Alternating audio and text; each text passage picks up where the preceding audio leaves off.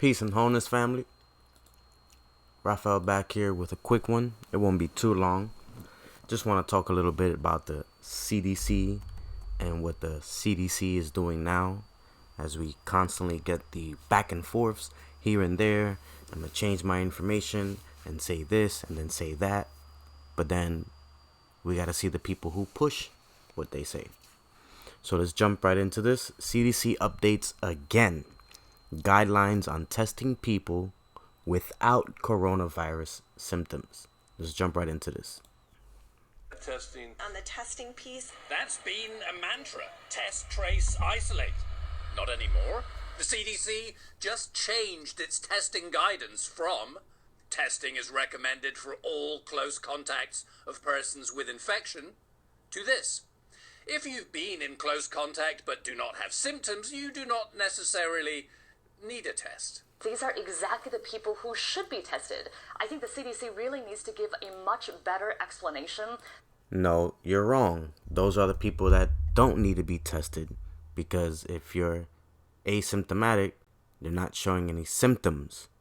So you're not freaking sick for a disease that you don't freaking have, because we know we don't have this. But I digress. The entire process of how this was done in the middle of the night with no explanation, it just causes more confusion. How many things were done in the middle of the night without nobody knowing? Forced to wear a mask, quarantine, social distance, all these things by force. So what are you saying? It's coming from the top down, one senior federal health official tells CNN from the White House. Our surge testing sites really look for asymptomatic individuals. We're trying to get appropriate testing, not less testing. I think it's more likely that this is an intentional effort by the administration to conceal the true extent of transmission and the numbers. Already in just Of course, being that it is the election wars, they have to flip it to be some kind of Trump administration decision. The Trump administration does not say what the CDC does. I believe Fauci and Redmond does. But I digress. Past month, the average number of tests per day has fallen 17%. We want to decrease cases by decreasing transmission, not by decreasing testing. Nationally, the number of new cases is also falling even faster. How are they reducing the number of testing where everywhere you go, you need to be tested before you go somewhere? Before you can go to the doctor to get a checkup, you need a test. Most places, to go back to work, you need a test. If you leave the tri-state area where I am on the East Coast in New York, if you leave by plane and come back, you have to quarantine for 2 weeks. Think about that. 20 states holding steady, 20 more seeing average case counts drop. While we're coming down, we're nowhere close to where we need to be. And again, when people say we're coming down from a very high peak. And right now, actually record high average case counts in parts of the Midwest, Iowa, Kansas. Record high cases. Every day they're saying 500 to 1,000 more cases are popping up daily when it takes 3 to 7 days to receive your test. But I digress. Both Dakotas. And yesterday, a record high death toll down in Mississippi. Bullshit. Don't have parties with 150 to 200 people there. That's not going to work out well. Because of a party. Bullshit. For everyone else. Thousands of cases now on college campuses and hundreds suspended for breaking rules around social gatherings. Montclair State in New Jersey just texted students, "Is the next message you want to get? Pack your bags and go home." It's bull. Let's read this. The U.S. Centers for Disease Control and Prevention's website has updated, yet again, guidelines for testing people who do not have symptoms of coronavirus. The new language rolls back controversial changes made to the site last month. It once again stresses that anyone who has been in contact with an infected person should be tested for coronavirus.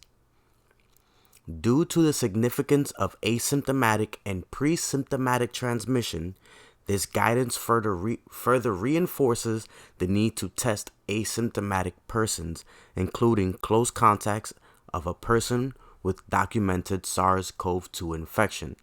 It says, calling the change a clarification. Testing is recommended for all those contacts of persons with SARS-CoV-2 infection.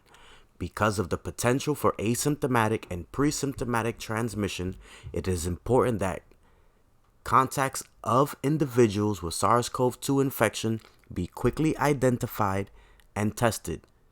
The site now reads, viral tests are recommended to diagnose acute infection of both symptomatic and asymptomatic individuals, to guide contact tracing, treatment option, and isolation requirements. The guidance notes that even if people do not have symptoms, they still need a test if they have been in close contact, such as within 6 feet. So if I'm 6 feet 1 inches, I'm good. The virus doesn't go that far. It has a conscience and it's smart. So it knows that it can attack me from 6 feet 1 inches of a person with coronavirus infection for at least 15 minutes. So if I can't social distance around you for 15 minutes, I gotta go get a test. Think about that.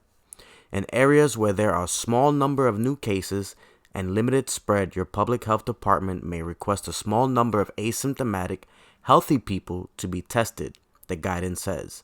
If there is significant spread of the virus in your community, your public department may request significant numbers of asymptomatic, healthy people to be tested in order to help stop the spread of the virus.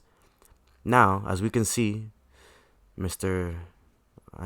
whatever his name, Fauci, but we're going to get into a little video about him after this. Fauci says he was in surgery when task force discussed CDC testing guidelines.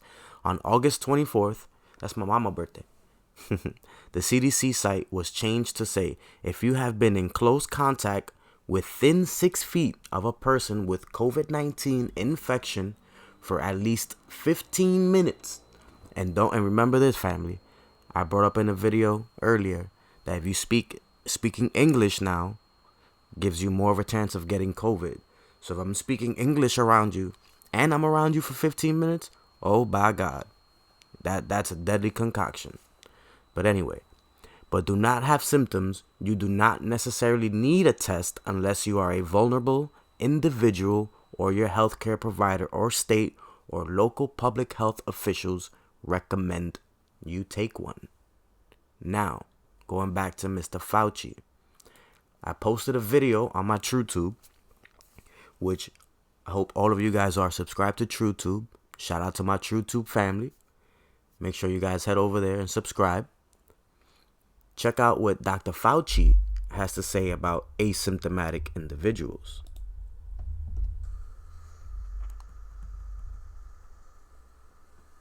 Yeah, to just add one thing that seems to get lost in that question is that, as Bob said, and I agree, we would really like to see the data, because if there is asymptomatic transmission, it impacts certain policies that you do regarding screening, etc.